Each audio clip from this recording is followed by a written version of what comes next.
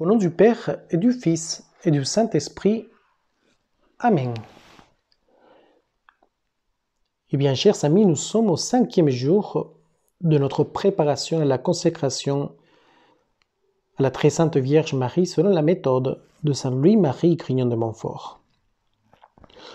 Nous allons tout d'abord nous mettre dans la présence de Dieu pour lui demander toutes les grâces nécessaires et les lumières pour faire convenablement cette méditation et cette formation pour nous consacrer à Marie. La grâce que vous pouvez demander, c'est de désirer ardemment d'être agréable aux yeux de Dieu et d'avoir la vie éternelle comme unique but dans tous vos choix, sans vous laisser séduire par l'esprit du monde. Nous allons méditer toujours le traité de la vraie dévotion à Marie de Saint Louis-Marie au numéro 49 jusqu'au numéro 54, intitulé Marie et les derniers temps. Alors, c'est par Marie que le salut du monde a commencé, et c'est par Marie qu'il doit être consommé. Dieu veut donc révéler et découvrir Marie, le chef d'œuvre de ses mains, à tous les hommes, parce qu'elle s'est cachée dans ce monde et s'est mise plus bas que la poussière par sa profonde humilité, ayant obtenu de Dieu, de ses apôtres et évangélistes, qu'elle ne fut point manifestée. Parce qu'étant le chef d'œuvre des mains de Dieu, aussi bien ici-bas par la grâce que dans le ciel par la gloire, comme elle est l'aurore qui précède et découvre le soleil de justice, qui est Jésus-Christ, il doit être connu et aperçu afin que Jésus-Christ le soit. Étant la voie par laquelle Jésus-Christ est venu à nous la première fois, et le sera encore lorsqu'il viendra la seconde, quoique non pas de la même manière. Étant le moyen sûr et la voie droite et immaculée pour aller à Jésus-Christ et le trouver parfaitement, c'est par elle que les saintes âmes qui doivent éclater en sainteté doivent la trouver. Celui qui trouvera Marie trouvera la vie. Mais on ne peut trouver Marie qu'on ne la cherche. On ne peut la chercher qu'on ne la connaisse, car on ne cherche ni ne désire un objet inconnu. Marie doit éclater plus que jamais, en miséricorde, en force et en grâce dans ces derniers temps. En miséricorde pour amener et recevoir amoureusement les pauvres pécheurs et dévoyés qui se convertiront et reviendront à l'Église catholique.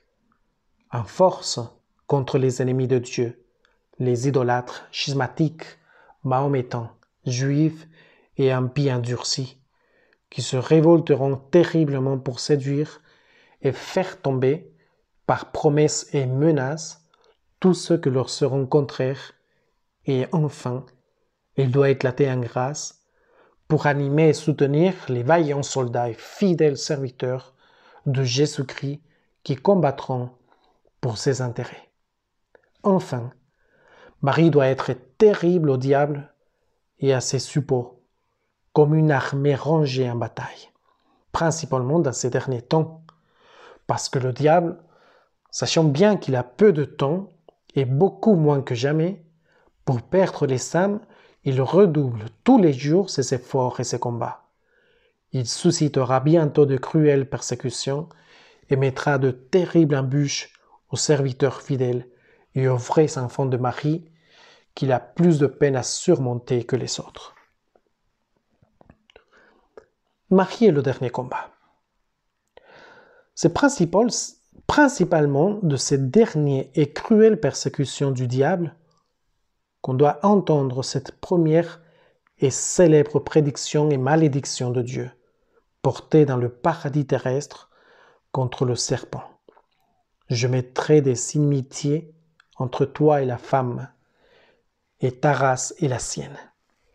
Elle-même t'écrasera la tête et tu mettras des embûches à son talon. Comme il nous est dit au livre de la Genèse, au chapitre 3, 15. Jamais Dieu n'a fait et formé qu'une inimitié, mais irréconciliable, qui durera et augmentera même jusqu'à la fin. C'est entre Marie, sa digne mère, et le diable, entre les enfants et serviteurs de la Sainte Vierge et les enfants et suppôts de Lucifer. À sorte que la plus terrible des ennemis que Dieu ait faite contre le diable est Marie, sa Sainte Mère.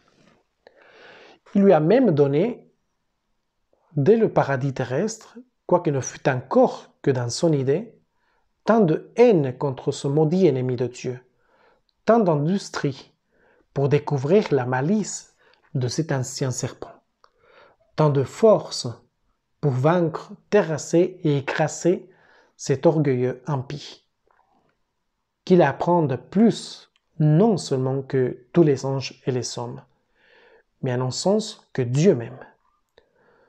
Ce n'est pas que lire la haine et la puissance de Dieu ne soit infiniment plus grande que celle de la Sainte Vierge, puisque les perfections de Marie sont limitées.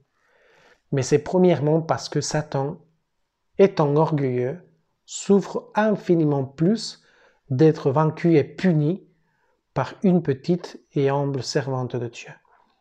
Et son humilité l'humilie, plus que le pouvoir divin. Ce qu'on demande parce que Dieu a donné à Marie un si grand pouvoir contre les diables qu'ils craignent plus, comme ils ont été souvent obligés d'avouer, malgré eux, par la bouche des possédés. Un seul de ces soupirs pour quelqu'un, que les prières de tous les saints et une seule de ces menaces contre eux, que tous leurs autres tourments. Ce que Lucifer a perdu par orgueil, Marie l'a gagné par humilité. Ce qu'Ève a damné perdu par désobéissance, Marie l'a sauvé par obéissance. Ève, en obéissant au serpent, a perdu tous ses enfants avec elle et lui l'y a livré. Marie, s'étant rendue parfaitement fidèle à Dieu, a sauvé tous ses enfants et serviteurs avec elle et les a consacrés à sa majesté. Non seulement Dieu a mis une inimitié, mais des inimitiés non seulement entre Marie et le démon, mais entre la race de la Sainte Vierge et la race du démon. C'est-à-dire que Dieu a mis des inimitiés, des antipathies et haines secrètes entre les vrais enfants et serviteurs de la Sainte Vierge et les enfants et esclaves du diable. Ils ne s'aiment point mutuellement. Ils n'ont point de correspondance intérieure les uns avec les autres. Les esclaves de Satan, les amis du monde, ont toujours persécuté jusqu'ici et persécuteront plus que jamais ceux et celles qui appartiennent à la très sainte Vierge. Mais le pouvoir de Marie sur tous les diables éclatera particulièrement dans les derniers temps, où Satan mettra des embûches à ses sembles enfants. Ils seront petits et pauvres selon le monde, mais en échange, ils seront tellement riches en grâce de Dieu que Marie leur distribuera abondamment qu'ils écraseront la tête du diable et feront triompher Jésus-Christ. Faisons maintenant une petite prière. Une prière d'Élisabeth de Hongrie dominicaine. Souvenez-vous, ô Dame très pure, Mère de Dieu, de la bonté avec laquelle Dieu vous créa. Je vous prie, douce Mère, d'écarter de moi tout mal qui pourrait m'éloigner de votre grâce. Souvenez-vous de la pureté que Dieu voulut réserver à votre vie depuis le commencement des temps. Je vous prie, très pure Mère de Dieu, de m'accorder par votre secours la lumière de la vraie connaissance et le regret de toutes mes fautes. Amen. Je vous propose maintenant de prier ensemble les litanies de l'humilité.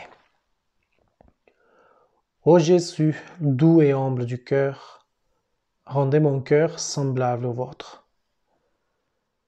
Que d'autres soient plus aimés que moi, accordez-moi, Seigneur, de le désirer.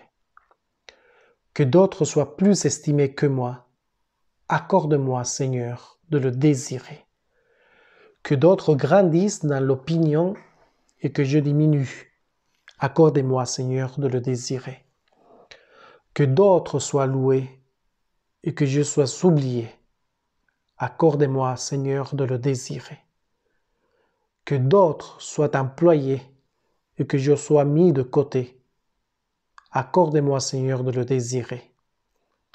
Que d'autres soient préférés en tout, accordez-moi, Seigneur, de le désirer.